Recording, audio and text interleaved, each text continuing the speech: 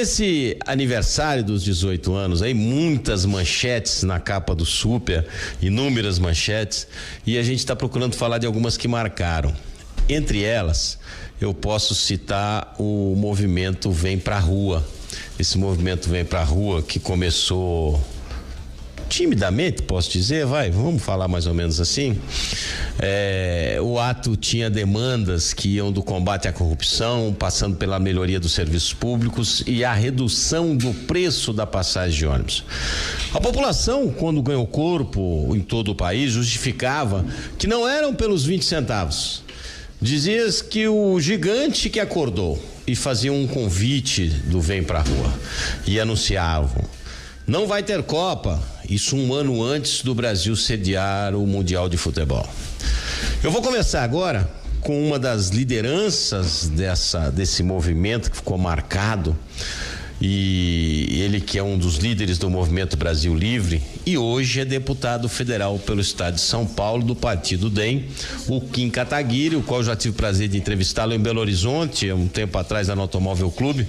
Ele vai se lembrar desse bate-papo que a gente teve, até foi um dia que teve o ex-governador Paulo Artung do Espírito Santo lá também. Que primeiro eu queria agradecer a presença do senhor nesse dia feriado, né, deputado? E a gente trabalhando aqui. Como é que tá o senhor, tudo bem? Bom, eu que agradeço o espaço, boa tarde, tudo certo por aqui, na medida do possível. Ô deputado, explica pra gente como é que o senhor se engajou nessa campanha, nesse movimento do Vem Pra Rua, se foi dali que nasceu o MBL, conta um pouquinho dessa trajetória pra gente. Na verdade, o MBL foi posterior, né? O MBL surgiu em novembro de 2014. Eu, pessoalmente, não participei das manifestações de 2013. Alguns membros, alguns fundadores do MBL participaram. A gente, inclusive, conta essa história no documentário que a gente lançou no ano passado, né? O Não Vai Ter Golpe, Nascimento do Brasil Livre. E também num livro que eu escrevi junto com o Renan Santos, pela editora Record, que é Como um Grupo de Desajustados Derrubou a Presidente.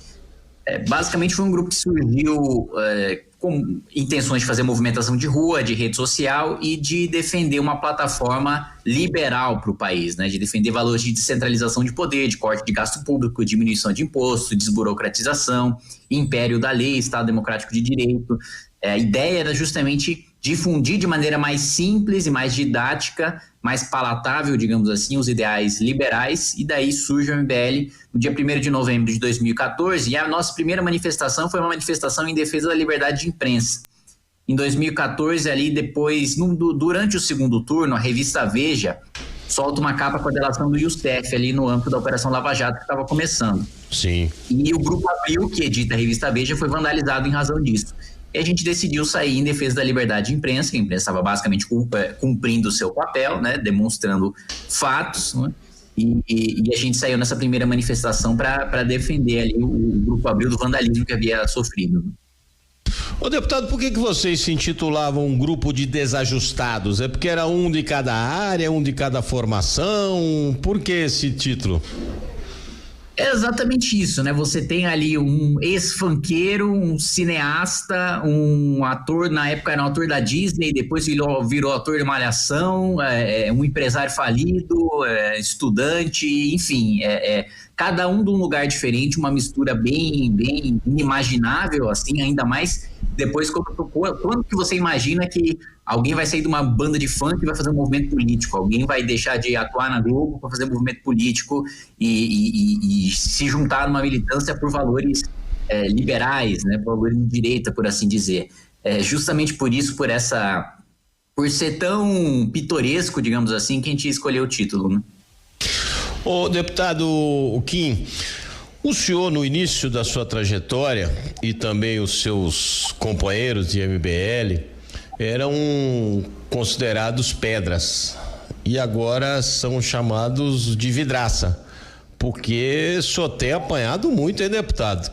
Como é que é virar de lado assim e começar a virar refém de fake news, refém de uma série de ataques, principalmente nas redes sociais que a gente tem visto ultimamente? Sejam de robôs ou não? Acho que agora os ataques aumentam de proporção, né? Mas ataques sempre existiram, né? Durante a época do impeachment, o tanto que eu tomei de processo, de notícia falsa em veículos de comunicação, do próprio governo, militância petista, foi agredido várias vezes, mesmo durante, até mais recentemente, em 2018, durante minha campanha, militante petista quebrando a garrafa na minha cabeça, enfim, todo tipo de agressão, perseguição à família, exposição ali da minha mãe, das minhas irmãs. Essa casca aí, acho que eu gerei durante o período do impeachment, que realmente teve uma grande perseguição ali, seja por meio de notícia falsa, seja por meio de processo ou de agentes ali do próprio governo atuando contra mim, contra a minha reputação e contra a minha família. Agora que eu cumpro o papel institucional, né, de parlamentar, acho que é Sim. normal que aumente a proporção. Primeiro, que eu estou sendo cobrado como pessoa pública, como devo ser cobrado, e segundo, porque eu mantenho um posicionamento crítico em relação ao governo, como eu acho que em todo governo deve ser.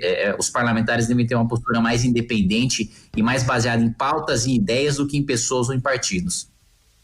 No início do mandato, o senhor até flertou com o governo de uma certa forma, sempre com independência, mas tinha um relacionamento amistoso.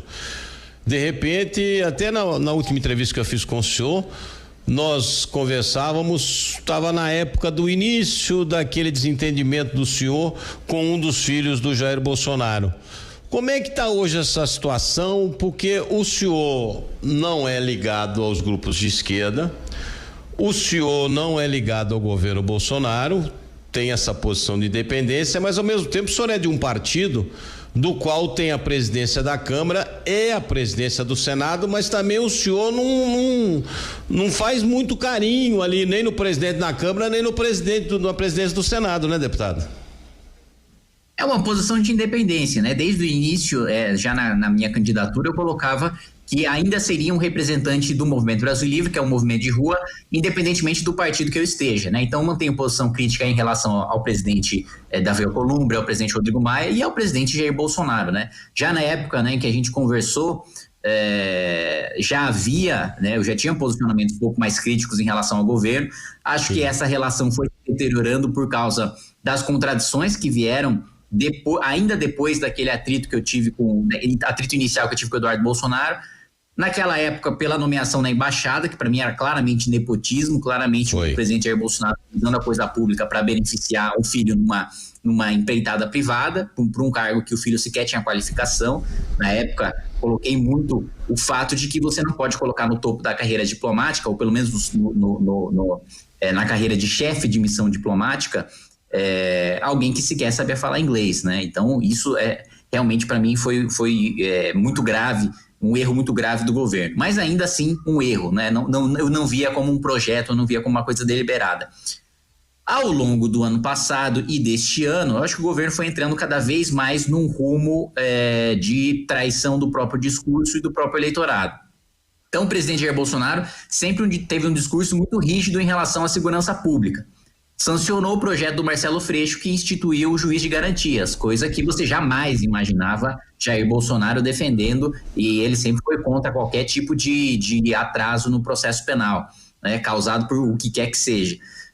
Também você teve a nomeação de um petista crítico à Operação Lava Jato na Procuradoria-Geral da República. Também você jamais imaginaria que alguém com um discurso antipetista radical de Jair Bolsonaro nomearia alguém ligado ao Partido dos Trabalhadores para o maior órgão de acusação do país e alguém com posicionamento crítico à Operação Lava Jato, né? Vale lembrar que Augusto Aras, sempre que perguntado, faz questão de reafirmar o seu posicionamento de que a Operação Lava Jato criminalizou a política e criminalizou os políticos. Eu discordo veementemente dessa avaliação, acho que é o contrário, acho que os políticos eram criminosos e a Lava Jato descobriu e processou e tornou réus e condenou e mandou para a cadeia vários deles.